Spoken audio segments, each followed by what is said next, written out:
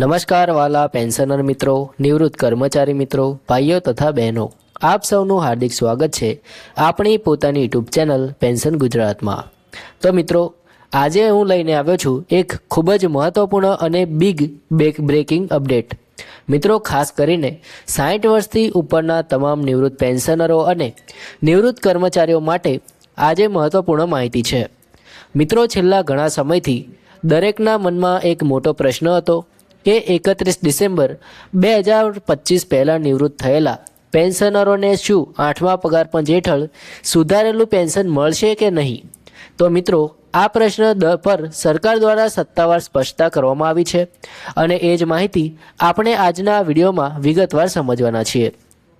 તો મિત્રો, રાજ્યસભામાં એક લેખિત પ્રશ્નના જવાબમાં કેન્દ્રીય નાણાં રાજ્યમંત્રી પંકજ ચૌધરીએ ખૂબ જ મહત્વપૂર્ણ માહિતી આપી છે।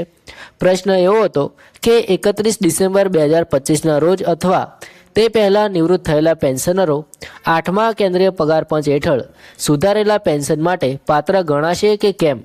કારણ કે 7મા પગાર પંચનો કાર્યકાળ 31 ડિસેમ્બર 2025એ પૂર્ણ થઈ રહ્યો છે, તેથી લાખો પેન્શનરોમાં ઉત્સુકતા અને ચિંતા બંને જોવા મળી રહી હતી।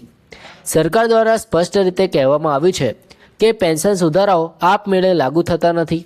પેન્શન સુધારણા માત્ર અને માત્ર ત્યારે જ લાગુ થાય છે જ્યારે પગાર પંચની ભલામણો સરકાર દ્વારા સ્વીકારવામાં આવે અને ત્યારબાદ સત્તાવાર સામાન્ય આદેશો જારી કરવામાં આવે।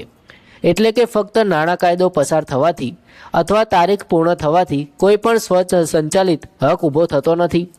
પેન્શન સુધારણા માટે સત્તાવાર જાહેરાત અને ગેજેટની નોટિફિકેશન આવવું જરૂરી છે। મિત્રો, એક મહત્વપૂર્ણ મુદ્દો એવો પણ ઉઠાવવામાં આવી રહ્યો છે કે પેન્શન સુધારણાઓ આપમેળે લાગુ થતા નથી, પરંતુ એક મુદ્દો એવો પણ ઉઠાવવામાં આવી રહ્યો છે કે શું ફાઇનાન્સ બિલ 2025 પેન્શનરો વચ્ચે કોઈ ભેદભાવ ઊભો કરે છે?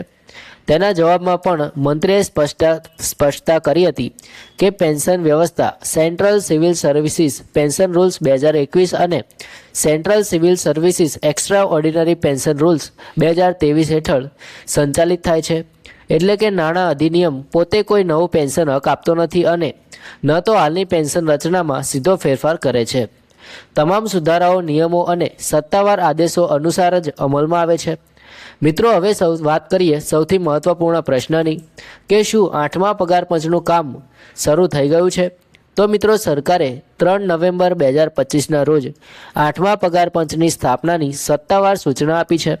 કમિશનને કેન્દ્ર સરકારના કર્મચારીઓ અને પેન્શનરો માટે પગાર, ભથ્થા અને પેન્શન અંગે ભલામણ કરવા માટે 18 મહિનાનો સમય આપવામાં આવ્યો છે। એટલે કે હવે આ પ્રક્રિયા સત્તાવાર રીતે શરૂ થઈ ગઈ છે, પરંતુ અંતિમ નિર્ણય અને અમલ માટે સમય લાગશે।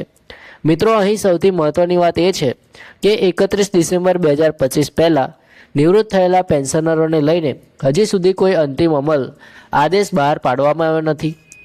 એટલે હાલની સ્થિતિમાં કોઈપણ પેન્શનર માટે આપમેળે વધારેલા પેન્શનનો હક માન્ય ગણાતો નથી। જ્યારે સરકાર ભલામણો સ્વીકારીને સત્તાવાર આદેશ જારી કરશે ત્યારબાદ જ સ્પષ્ટતા થશે કે કયા તારીખ સુધી નિવૃત્ત થયેલા પેન્શનરોને લાભ મળશે। મિત્રો, હું જાણું છું કે દરેક નિવૃત્ત કર્મચારી માટે પેન્શન માત્ર આવક નથી હોતી, પણ જીવનનો આધાર પણ હોય છે। વર્ષોની સેવા પછી મળતું પેન્શન સન્માન અને સુરક્ષા બંને છે, તેથી જ આવી દરેક માહિતી આપ સુધી સાચી અને સત્તાવાર રીતે પહોંચાડવી અમારી જવાબદારી છે। પેન્શન ગુજરાત ચેનલનો હંમેશાનો પ્રયત્ન એ રહ્યો છે કે કોઈ અફવા નહીં, કોઈ ગેરસમજ નહીં, ફક્ત સત્તાવાર અને સ્પષ્ટ માહિતી। મિત્રો, આગામી દિવસોમાં જો 8મા પગાર પંચ અંગે કોઈ નવી જાહેરાત, ગેજેટ નોટિફિકેશન અથવા સત્તાવાર આદેશ બહાર પડશે તો તેની સંપૂર્ણ વિગતવાર સમજણી અમે તરત જ આપ સુધી પહોંચાડીશું। તેથી વિડીયો પસંદ આવ્યો હોય તો લાઇક જરૂર કરજો અને જો હજી સુધી ચેનલને સબસ્ક્રાઇબ નથી કરી તો અત્યારે જ સબસ્ક્રાઇબ કરી લેજો, જેથી દરેક મહત્વપૂર્ણ પેન્શન અપડેટ તમને સૌથી પહેલાં મળતી રહે। જય હિન્દ, વંદે માતરમ।